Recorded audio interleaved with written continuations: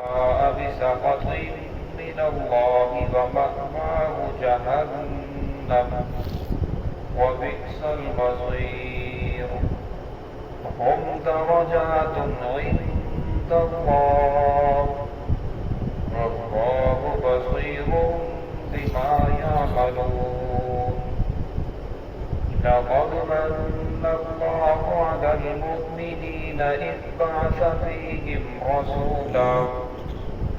رسولا من أنفسهم يتلو عليهم آياته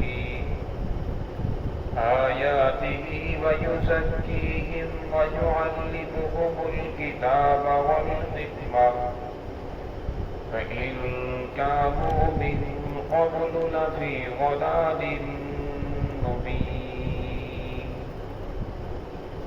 أفمن اتبع رضوان اللہ، کیا وہ شخص جس نے اتباع کی اللہ رب العزت کی رضا کی، کمن باء بسخط من اللہ، اس شخص کی طرح ہو سکتا ہے جو لوٹا اللہ رب العزت کی نافرمانی کو لے کر، ناراضگی کو لے کر، ومأواہ جہنم، اس کا ٹھکانہ جہنم ہے، وبئس المصیر، جو بہت ہی برا ٹھکانہ ہے۔ ہم درجات عند اللہ، اللہ رب العزت کے ہاں ان کے درجات ہوں گے، واللہ بصیر بما یعملون، اللہ رب العزت دیکھ رہے ہیں، بما یعملون، جو وہ عمل کر رہے ہیں۔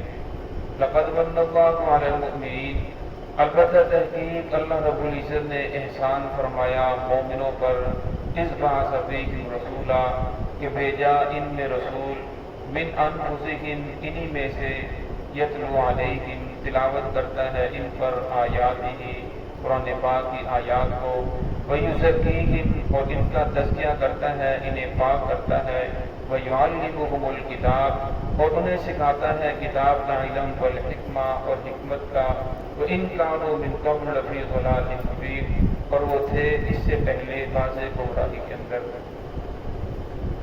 اس آیت کے اندر اللہ رب العزت نے ایمان والوں اور کفر والوں، ماننے والوں اور نہ ماننے والوں کے بارے میں بیان فرمایا۔ ایک وہ شخص ہے جو اللہ رب العزت کی مان کر چلنے والا، اور دوسرا وہ شخص جو اللہ رب العزت کی ذات کی نافرمانی کرنے والا، دونوں برابر نہیں ہو سکتے۔ ایک بندہ صحیح رات عبادت کرنے والا، دوسرا صحیح رات سونے والا۔ ایک بندہ رسول اللہ صلی اللہ علیہ وسلم کی شریعت پر چلنے والا، دوسرا محمد رسول اللہ صلی اللہ علیہ وسلم کے دین کی مخالفت کرنے والا، دونوں برابر نہیں ہو سکتے۔ ایک کو اللہ رب العزت جنت عطا فرمائیں گے، وہ مأواہ جہنم، اور ناراضگی لے کر لوٹنے والے کا ٹھکانہ جہنم ہے، وبئس المصیر، جو بہت ہی برا ٹھکانہ ہے۔ آگے اللہ رب العزت میں ہم درجات عند اللہ، اللہ رب العزت کے ہاں درجات ہیں، جس طرح امام الانبیاء، محبوب کبریا، محمد رسول اللہ صلی اللہ علیہ وسلم کا درجہ تمام سے اعلیٰ ہے، انبیاء سے بھی اعلیٰ ہے، اور تمام انسانوں سے اعلیٰ ہے، تمام مخلوقات سے جو پہلا نمبر ہے، اعلیٰ نمبر ہے، وہ محمد رسول اللہ کا، اور سب سے جو آخری درجہ ہے، اور فرمایا ان المنافقین فی الدرک الاسفل من النار، جو منافقین ہوں گے وہ جہنم سے سب نچلے درجے میں ہوں گے، اور درمیان میں سینکڑوں ہزاروں درجات ہیں۔ اس طرح نیکی کا بھی معیار ہے، ایک آدمی نیکی کرتا ہے، نیکی دونوں ایک طرح کی کرتے ہیں، ایک آدمی کا نیکی کرنے کا معیار تقویٰ اور طرح کا ہے، اور دوسرے آدمی کا نیکی کرنے کا معیار تقویٰ اور طرح کا ہے، اور اس سے کے بھی اللہ رب کے بہت بڑے درجات ہیں۔ واللہ بصیر بما یعملون، اور تم جو بھی عمل کر رہے ہو اللہ رب دیکھنے والا ہے۔ اللہ رب العزت کے ہاں یہ نہیں دیکھا جاتا کہ یہ زیادہ خرچ کرنے والا ہے، یہ کم خرچ کرنے والا ہے، اور یہ نہیں دیکھا جاتا کہ زیادہ نمازیں پڑھنے والا ہے، یہ کم پڑھنے والا ہے۔ اللہ رب العزت کے ہاں تو اخلاص دیکھا جاتا ہے، اس آدمی کے اندر اخلاص کتنا ہے، اس آدمی کے اندر محمد رسول اللہ صلی اللہ علیہ وسلم کی اتباع کتنی ہے۔ آگے والی آیت کے اندر اللہ رب العزت نے اپنے ایک احسان کو جتلایا کہ میرے بندو میں نے تمہاری اوپر احسان کیا۔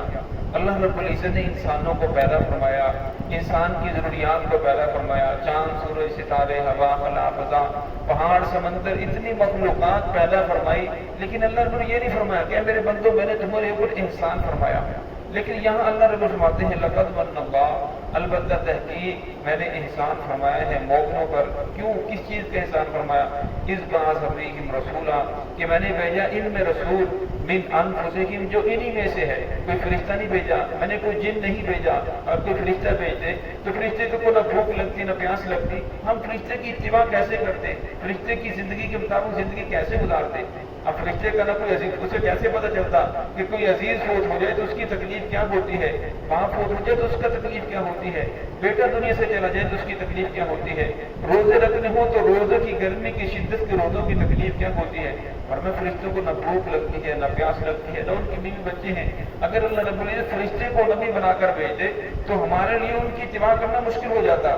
رسول اللہ صلی اللہ علیہ وسلم کے بیٹے حضرت ابراہیم علیہ السلام، جس وقت ان کا انتقال ہوا، رسول اللہ صلی اللہ علیہ وسلم کی آنکھوں سے آنسو جاری ہیں اور آنسو بہت تیزی سے ٹپک رہے ہیں۔ عبداللہ بن مسعود رضی اللہ عنہ، یا رسول اللہ ہمیں تو منع فرماتے ہیں اور آپ رو رہے ہیں۔ آپ صلی اللہ علیہ وسلم اپنی زبان کی طرف اشارہ فرمایا کہ میں زبان سے رونے سے، باغیلا کرنے سے، بین کرنے سے منع کرتا ہوں۔ یہ جو آنسو بہ رہے ہیں یہ تو ایک بیٹے کی محبت ہے، ایک محبت کے اندر آنسو بہ رہے ہیں۔ تو اگر فرشتہ ہوتا تو اس کا کوئی بیٹا ہی نہ ہوتا اور کوئی دنیا سے چلا جاتا، اسے کوئی غم ہوتا تو ہمیں کیسے پتہ چلتا؟ ایک موقع کے اوپر رسول صلی اللہ علیہ وسلم کو گھٹنوں میں اتنی زیادہ تکلیف تھی، اتنی زیادہ تکلیف